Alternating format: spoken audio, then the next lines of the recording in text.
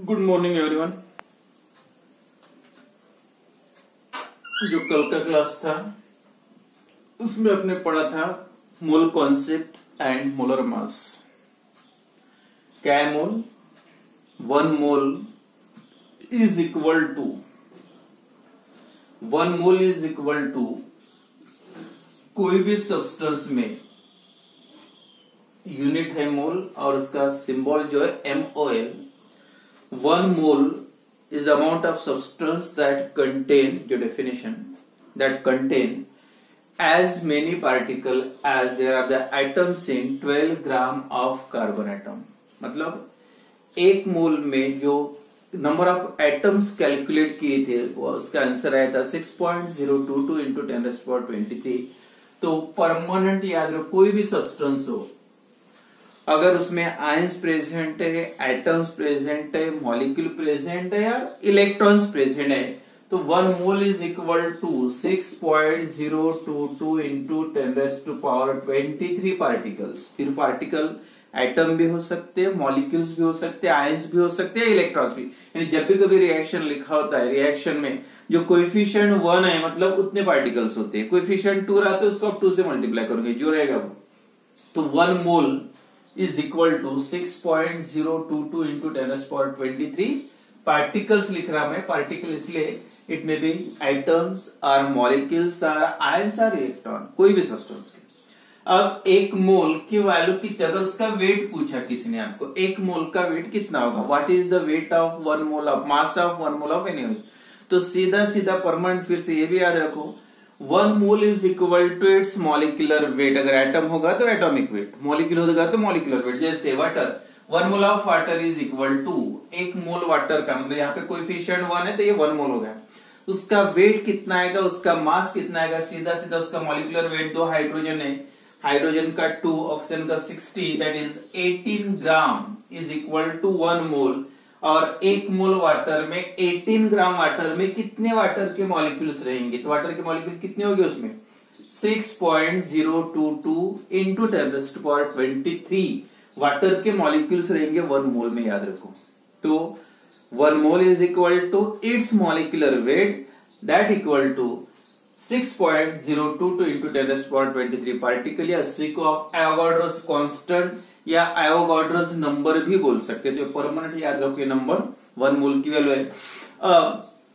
जब मास दिया रहेगा तो उसके आप नंबर ऑफ मोल्स में कन्वर्शन कैसे करोगे, बार बार आपका जो काम में आता है ये फार्मूला याद रखो। नंबर ऑफ मोल्स निकालना है, number of moles, number of moles is equal to सीधा सीधा फॉर्मूला है, जो भी मास दिया रहेगा मास अपॉन मोलर मास। अब मास को उसके मोलर मास से डिवाइड, जो भी मास दिया रहेगा, जैसे 20 ग्राम ऑफ NaOH, 20 ग्राम आपके पास NaOH है, उसके नंबर ऑफ मोल्स कितने होंगे, क्या करोगे आप, मास कितना दिया है 20 ग्राम। अब सेकंड क्या होना आपको, मोलर मास। और सोडियम का मोलर मास कितना आएगा, सोडियम का 23 है, ऑक्सीजन का 16 है, इसका 1 है, मतलब कितना हो गया NaOH का 40, ऑक्सीजन का 16, सोडियम का 23, मतलब NaOH 3 + 6 9 + 1 मतलब 0 4 10 40। तो आप क्या करोगे 20/40, ये हो गया मॉलिक्यूलर वेट, मोलर मास। अब कितना आ गया आंसर 1/2, 20/40 का मतलब 1/2 तो 0.5। तो 0.5 क्या है, number of moles is equal to 0.5। तो आपने जो मास दिया था उसका कन्वर्शन किसमें किया, नंबर ऑफ मोल्स में। तो क्या क्या सिंपल फार्मूला आपको याद रखना है, number of moles is equal to mass upon molar mass. जो भी किसी भी सब्सटेंस का, एटम का हो या मॉलिक्यूल का हो, जो मोलर मास दिया है वे मास दिया है, मास जनरली दिया होता है, मोलर मास एक तो दिया रहेगा या आपको निकालना पड़ेगा। तो मोलर मास को मोलर मास से डिवाइड करो, ये परमानेंट एक फार्मूला याद रखो। सेकंड आता है नंबर ऑफ एटम्स कितने हो गए, आपको पता है 1 मोल में कितने एटम्स होते हैं, कोई भी सब्सटेंस का 1 मोल इज इक्वल टू इतने एटम। अब इतना वेट दिया है तो उसमें कितने एटम्स आएंगे, तो आप सबसे पहले क्या करोगे, जो मास दिया उसका कन्वर्शन नंबर ऑफ मोल्स में कर लो, मास अपॉन मोलर मास का फार्मूला ये यूज करके। उसके बाद उसमें एटम निकलना, अब 1 मोल के एटम इतने, अब जितने भी उसके मोल्स आएंगे उसकी कितनी रहेगी, तो उसके लिए एक फार्मूला और है नंबर ऑफ एटम्स, एटम्स भी हो सकते, मॉलिक्यूल्स भी हो सकते। Number of atoms is equal to number of moles, मतलब कितने मोल्स निकाले आपने, जैसे इसके इतने आ गए, इंटू 6.022 इंटू 10⁻23, मतलब नंबर ऑफ मोल्स से डायरेक्ट एवोगाड्रोस नंबर, ये कांस्टेंट से मल्टीप्लाई करते जाओगे तो डायरेक्ट आपको मिल जाएगा number of atoms present in that amount of substance. तो सबसे पहली स्टेप रहेगी, जो मास दिया है उसको मोलर मास से डिवाइड करो, उसके बाद आपको मिलेगी नंबर ऑफ मोल्स, और जो भी नंबर ऑफ मोल्स आए हैं उसको मल्टीप्लाई करो एवोगाड्रोस नंबर से। मतलब सीधा है, एक मोल में इतने एटम्स होते तो इतने, मतलब इतना जो भी वेट दिया रहेगा इतने मोल्स आप निकालोगे उसमें कितने रहेंगे। तो ये नंबर ऑफ एटम्स के लिए फार्मूला याद रखो, number of moles into Avogadro's constant, ये Avogadro's number that is value 6.022 into 10⁻23। अब जो सेकंड आता है, in specially for gases, last topic में हुआ था कल के, स्पेशली फॉर गैसेस के लिए, तो गैसेस का इंस्टेड ऑफ मास आप क्या करोगे, उसका वॉल्यूम निकालोगे। तो जब वॉल्यूम मिलेगा तो ये भी बताया था मैंने, 1 mole is equal to, 1 mole की वैल्यू कितनी थी, weight molecular mass that equal to 6.022 into 10⁻23। अब गैसेस के लिए स्पेशल अगर वॉल्यूम दिया रहेगा तो 1 मोल इज इक्वल टू, ये फिक्स याद रखो, 22.4 DMQ मतलब litre, and that equal to, फिर से 1 मोल गैस होगा तो गैस में मॉलिक्यूल भी उतने रहेंगे, फिर से वही 6.022 इंटू 10⁻23, 1 मोल का। ये गैसेस के लिए, स्पेशली फॉर गैसेस का अगर नंबर ऑफ मोल्स निकलना है, मास दिया है तो कोई प्रॉब्लम नहीं, मास दिया है तो मॉलिक्यूलर मास से डिवाइड करो क्या। लेकिन कभी कभी गैसेस का जैसे वॉल्यूम दिया है तब ये इसको बोलते हैं, that volume is also called as molar volume भी बोल सकते हैं इसको। कौन सी वैल्यू, 22.4, कोई भी गैस हो, कोई भी gas, Cl2 Br2 I2 Br2 solid liquid है, H2 gas, O2 gas, Cl2 gas, hydrogen gas, कोई भी गैस का अगर ये वैल्यू उसकी 1 मोल है तो दैट मास इज, और that equal to molecular mass, और इसकी वैल्यू कितनी रहेगी, ऑलवेज वॉल्यूम कितना रहेगा, 22.4 DMQ। ये कांस्टेंट वैल्यू याद रखो, वॉल्यूम की वैल्यू फिक्स रहेगी कोई भी गैस के लिए, 22.4 DMQ, that is the volume of 1 mole of gas, that is also called as. अब कैसे करोगे, वॉल्यूम दिया है और नंबर ऑफ मोल्स निकालना है, तो उसके लिए फिर से formula, number of moles is equal to number of moles, अगर वॉल्यूम दिया रहेगा तो मास दिया रहा है तो मास अपॉन मोलर मास, और वॉल्यूम दिया है तो सेम उसी टाइप का है, वॉल्यूम ऑफ दैट गैस जो भी दिया है, volume of gas divided by molar volume, और मोलर वॉल्यूम मतलब कांस्टेंट होगा कितना, 22, पर हर गैस के लिए सेम है, that is upon molar volume, volume of gas upon molar volume of gas, और volume same, volume of gas upon molar volume की वैल्यू, जो भी वॉल्यूम दिया रहेगा उसको आपको क्या करना है, 22.4 से मल्टीप्लाई डिवाइड करो, हो गया। जो भी वॉल्यूम दिया रहेगा गैस का उसको आपको डिवाइड करना है 22.4 से। तो इस टाइप के जो न्यूमेरिकल्स वगैरह एंट्रेंस में वगैरह आते हैं तो उसके लिए थोड़ा सा याद रखो, 2-3 फार्मूले, ये एक, उसके पहले के 2 फार्मूले, या उसके स्टैंडर्ड वैल्यू भी आपको अगर समझ में आ गया तो आप प्रॉब्लम सॉल्व कर सकते हैं, ऐसा कुछ चीज डिफिकल्ट नहीं है। 1 मोल इज इक्वल टू 22.4, याद रखो 1 mole is equal to 20 molar mass is equal to 22.4 DMQ। Volume इतना होता है, उसमें पार्टिकल कितने होते हैं, 6.022 इंटू 10⁻23 एटम्स और मॉलिक्यूल्स और आयंस और इलेक्ट्रॉन जो भी रहेगी। तो इसी के बेसिस पे न्यूमेरिकल्स प्रॉब्लम लेते। तो फर्स्ट प्रॉब्लम है, calculate the number of moles, calculate the number of moles and molecules, मतलब नंबर ऑफ मोल्स भी निकालना है, मॉलिक्यूल्स भी निकालना है। Number of moles and molecules present in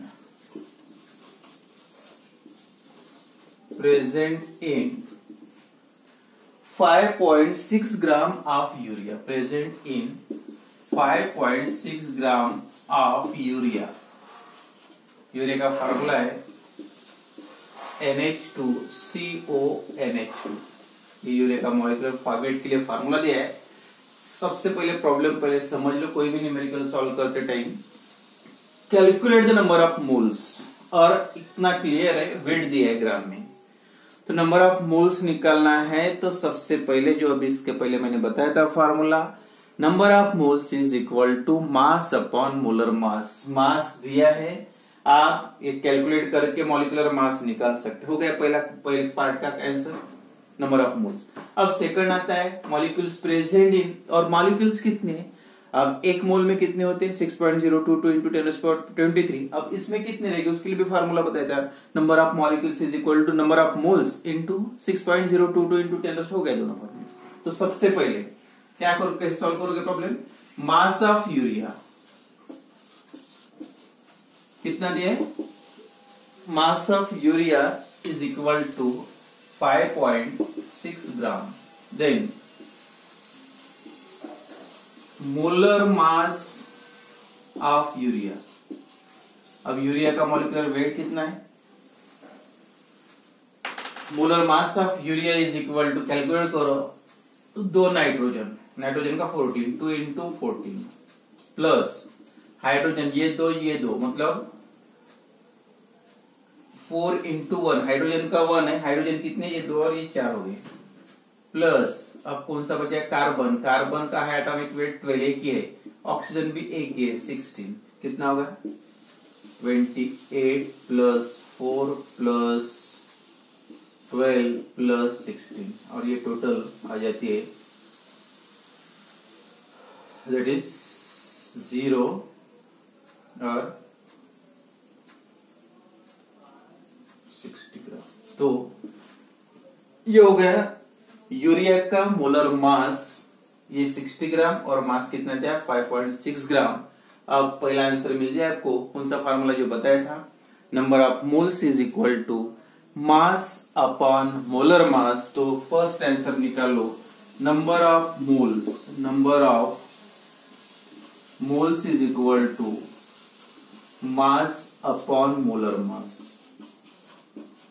mass of urea upon molar mass of urea, mass से 5.6 और molar mass से, डायरेक्ट कैलकुलेशन कर सकते, थोड़ी देर के लिए पॉइंट को आगे मतलब निकाल के रख दो, 6 से डिवाइड करो उसको, जो बाद में आंसर आएगा एडजस्ट करो पॉइंट। तो इसका जो आंसर आता है डायरेक्ट मैं आंसर लिखता, दैट इज 0.0933 मोल्स। तो कितने मिल गए मोल्स, कितने मोल्स, तो पहला आंसर हो गया।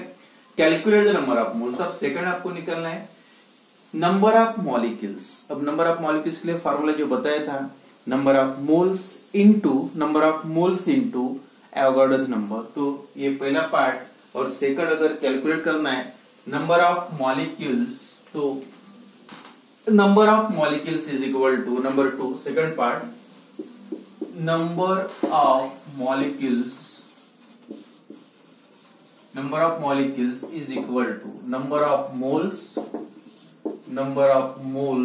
Into Avogadro's number. मतलब डायरेक्ट मैं लिखता है एवोगाड्रोस नंबर 6.022 इंटू 10⁻23। कितने हैं number of moles, 0.0933 into 6.022 into 10⁻23। और उसका जो भी प्रोडक्ट्स आएगा, इसके बाद फिजिकल स्टार्ट होगा, तो लॉग टेबल से अगर स्टार्ट करेंगे कैलकुलेशन कैसे करते हैं। मैं यहाँ फिर से यहाँ पे डायरेक्ट जो आंसर लिखता हूं 0.5618 इंटू 10⁻23 मॉलिक्यूल्स।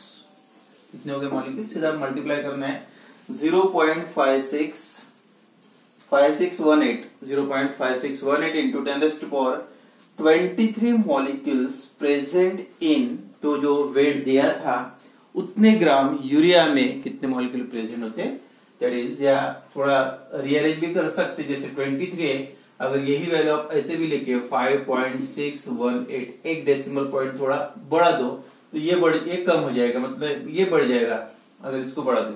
तो ये आप क्या करें, मतलब इंटू 10⁻22 मॉलिक्यूल्स